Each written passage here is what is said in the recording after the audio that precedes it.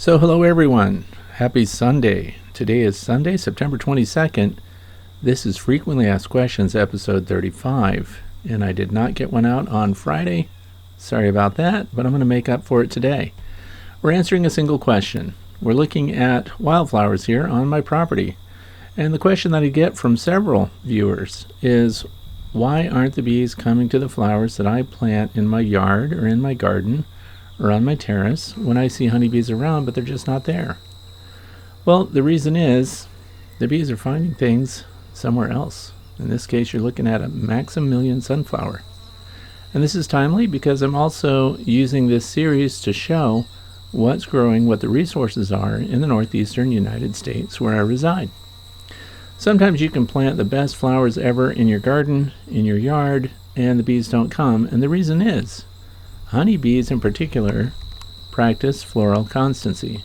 That means that when they go out from their hive and they're getting resources, nectar or pollen. Pollen is very important this time of year because we're going to go into winter and they need the best sources they can find. The other thing is bees like to go where there's a mass of that resource.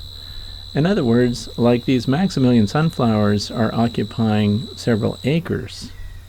So the bees, in lieu of going after 20 or 30 flowers, will opt for an area that provides what they need in abundance.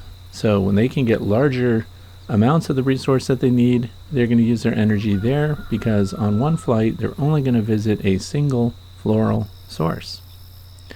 So this is a honeybee here. Now there are other bee species that will come to your backyard because some of the same people that ask that question say things like, well, you know, bumblebees are there and sometimes I see mason bees, but I just don't see the honeybees. Why is that?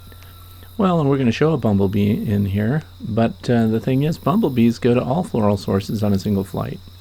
They go wherever they find what they need. They get nectar everywhere. They're even attacking, by the way, the beehives this time of year. They're trying to get in there and get their nectar resources, so they're not beyond robbing someone. So the honeybees are going to go where the resources are plentiful, and I'm going to show you quickly what is passing in the landscape now and what is just coming in. And that's why I planted these Maximilians. I started doing this last year. And here's a regular sunflower, of course. Honeybees are still on those because we still have thousands of sunflowers out there. Now what we're looking at is a field of asters, and the brown stuff is goldenrod that's already fading. So normally if we left the environment as is and just let the fields grow up into goldenrod and asters and things like that, we would already be entering a dearth. The last day of summer, of course, is coming right up. So look at the back row there of Maximilian sunflowers, and for those of you who want to know where I get those seeds, I get them from EdenBrothers.com. So go ahead and do a search there, find that. That's where you get all my wildflower seeds. And now we have the white asters in the foreground. The bees aren't even touching them.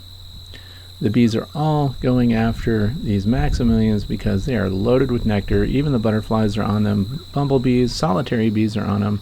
Here's an example of a solitary bee. This is not Apis mellifera. This is not the honeybee.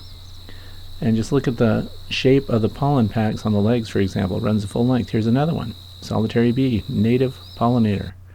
So the honeybees and others are all after these flowers, and I titled this video Slow Motion Sunday because what I'm going to do, since I feel that I've answered the question, is I'm just going to go ahead and let you watch the rest of the video, which is nothing but slow motion sequences of honeybees, and in the very end you'll see them returning to the bee colonies and their hives, and I hope you enjoy the sequences and the music that I've assigned to it. So thanks for watching, and keep posting your questions down below, and those that I think will satisfy a wide variety of viewers, I will answer as single subject videos. Thanks again. Have a great weekend.